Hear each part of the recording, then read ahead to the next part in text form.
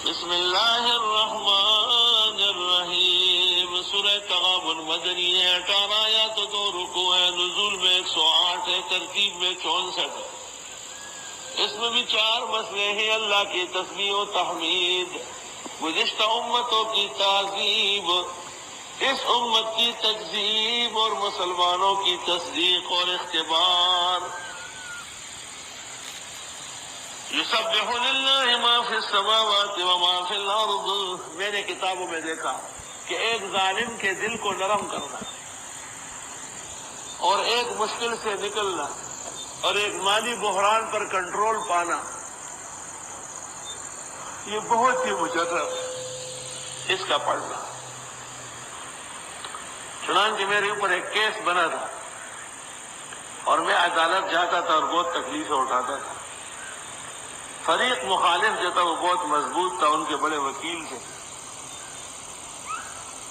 تو میں نے ایک رات کو بہت سوچا تو ایک کتاب میں اچانک سورۃ تغابن کے بارے میں بہت کچھ ملا۔ چنانچہ میں نے سورۃ تغابن 41 مرتبہ پڑھ کر فجر کے بعد عدالت میں پیش ہوا۔ اس دن میرا وکیل جو تھا وہ ٹوٹا پھوٹا وہ بھی نہیں ہے۔ مجسٹریٹ نے پوچھا مولانا وکیل، میں نے کہا آج وہ وکیل بھی نہیں ہے۔ کہنے لگا آج میں آپ کا وکیل ہوں، 2 سال سے آپ کو تکلیفیں پہنچائی، آپ سے معافی چاہتا ہوں۔ اب مجھے کہا ان لوگوں کو آپ معاف کرتے ہیں تو معاف کر دیں، ورنہ ان کو ان کے وکیل سمیت کڑیاں لگوا کے جیل بھیجتا ہوں۔ اور مجھے کہا آپ کو بری کر دیا۔ سب دنیا حیران۔ جب میں وہاں سے نکلا میں نے کہا یہ نقل کب ملے گی؟ کہا نقل میں وہی پہنچا دوں گا، جمعے میں آ جاؤں خود لے آؤں گا۔ وکیل ہمارا باغ باغ آ رہا ہے، مجھے کہتا ہے کیس لگ گیا؟ میں نے کہا کیس لگ بھی گیا اور کیس اتر بھی گیا۔ کہنے لگا کیا ہوا، کوئی خاص وظیفہ کیا؟ میں نے کہا سورہ تغابن پڑھی ہے 41 بار۔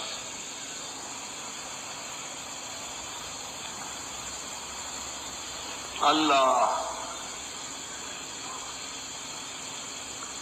وہ ایک شخص غریب تھا اور گاؤں کے بڑے نمبردار کی بیٹی کے بارے میں کہا اس سے شادی کروں۔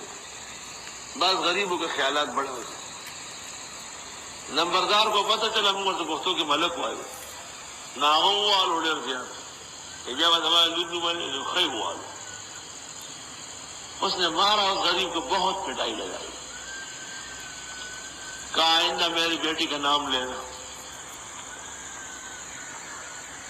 نمبردار نے اس شخص کی بے عزتی کے بعد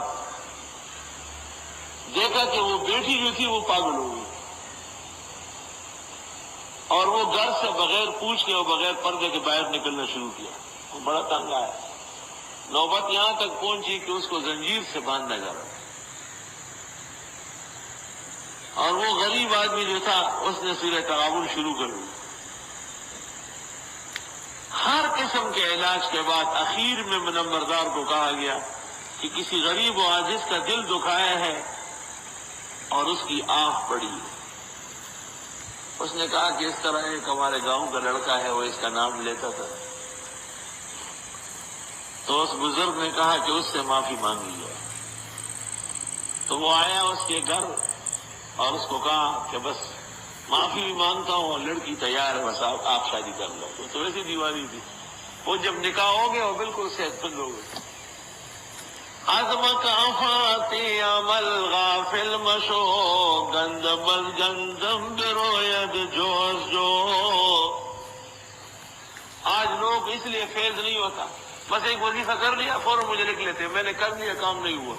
جیسے کوئی کہ ڈاکخانے چلے گیا وہاں سے پارسل نہیں ملا۔ شرم تم کو مگر نہیں آتی۔ جو لوگ یہ کہتے ہیں کہ ہم نے کیا اور کام نہیں ہوا، امام غزالی نے لکھا ہے بادشاہ کو چاہیے ان کی گردنیں کاٹے، یہ خدا کی ذات و صفات کے منکر ہے۔ اجرت کی کیا ضرورت ہے؟ حدیث میں ہے اللہ بندے کی دعا قبول کرتا ہے، یہاں تک کہ وہ کہے کہ میں نے دعا مانگی